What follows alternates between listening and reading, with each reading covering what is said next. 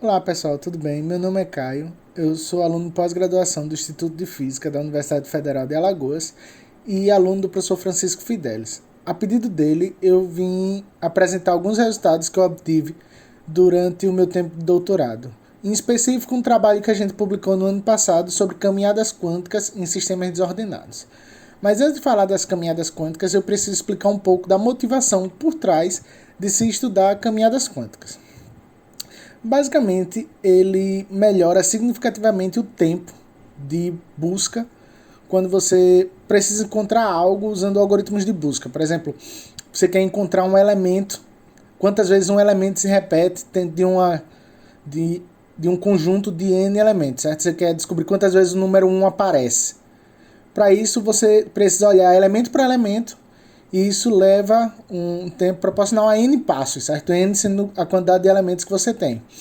Já usando o algoritmo de caminhada quântica, você consegue reduzir esse tempo para algo próximo de N elevado a 2 terços. Se N é muito grande, esse tempo acaba sendo significativo, certo? O tempo, a diferença entre um e outro acaba valendo o estudo de caminhadas quânticas. Além disso, ele é de fácil implementação. Já existem hoje em dia ferramentais, tipo guias de onda, onde você consegue experimentalmente fazer uma caminhada quântica. Você não precisa de um computador quântico para isso.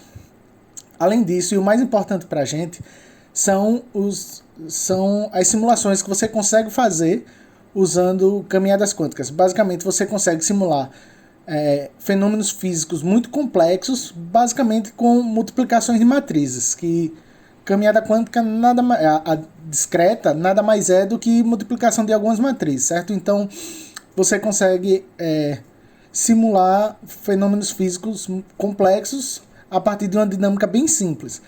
E antes de explicar sobre essa dinâmica, eu preciso mostrar um pouco a diferença entre a caminhada clássica e a caminhada quântica. Do lado esquerdo, a gente tem um exemplo da caminhada clássica, certo? Você pode observar que a maior probabilidade de você encontrar o caminhante é em torno da posição inicial dele. Como é que isso é feito? Você tem um caminhante, que você coloca ele no meio de uma linha, certo? Pensando num problema unidimensional. E aí você joga uma moeda. Se ela der cara, ele caminha para a esquerda. Se ele der coroa, caminha para a direita. Ou seja, ele tem 50% de chance de caminhar para qualquer um dos lados. E no fim disso, a maior probabilidade, depois de um certo tempo, a maior probabilidade é de você encontrar o caminhante próximo da região da posição inicial.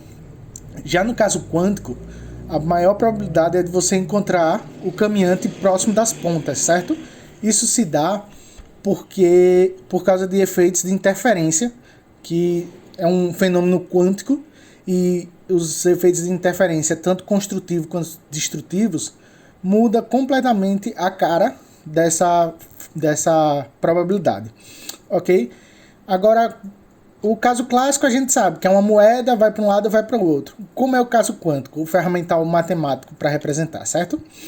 Aqui tem um pouco de matemática, nada muito complexo. Basicamente são multiplicações de matrizes. Quem nunca viu isso, essas expressões parecem algo que assusta, mas nada mais é do que uma forma compacta de escrever matrizes. Para quem é da física, já é um pouco mais familiarizado com esse tipo de notação, a partir do começo da mecânica quântica, já conhece, certo? A nossa função inicial, o nosso caminhante na posição inicial, ele tem essa cara aqui, certo?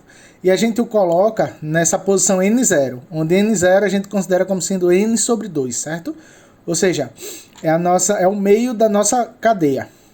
Além disso, no outro caso, no caso clássico, a gente tem uma moeda. Nesse caso, a gente tem um operador moeda, que é responsável por jogar, certo? A gente joga moeda, se der cara vai para um lado, se der coroa vai para o outro. Mais ou menos o que a gente representa aqui agora na forma de operadores. Que operadores nada mais são do que matriz, uma matriz n por n, ok? E por fim, o operador de deslocamento, que é responsável por fazer ele para a esquerda ou para a direita. A gente repete esse processo, certo? É como se a gente estivesse jogando a moeda e fazendo o caminhante mexer para um lado ou para o outro. Repete isso T vezes e a gente encontra algo parecido com isso, ok? E o que é que a gente trouxe de novidade para esse problema? O que a gente trouxe, basicamente, foi pegar esse deslocamento e adicionar um certo tipo de desordem no nosso problema, desordem de fase, certo? Essa desordem é conhecida como desordem correlacionada de longo alcance, certo? Esse parâmetro alfa é o que controla a correlação do nosso problema. Se o alfa for muito grande, ou seja, tiver muita correlação, o nosso problema tiver muita correlação, a gente diz que a desordem do nosso problema é fraca. Enquanto se o alfa for muito pequeno, muito descorrelacionado, a gente diz que a desordem do nosso problema é muito forte, certo? Então a gente vai ver como é que a desordem afeta o caminhante ao longo do tempo, certo? Aqui é uma figura tirada do nosso artigo, e a gente consegue observar que para alfa igual a 0, o caminhante tende a ficar preso na posição inicial, ele não se move. Quando a gente aumenta o alfa um pouco, para um alfa igual a 1, ou seja, agora a gente tem uma correlação, uma certa correlação, mas ainda assim ele tem uma desordem um pouco forte. Aqui para alfa igual a 0 é totalmente descorrelacionado e uma desordem muito forte. Aqui é um caso intermediário.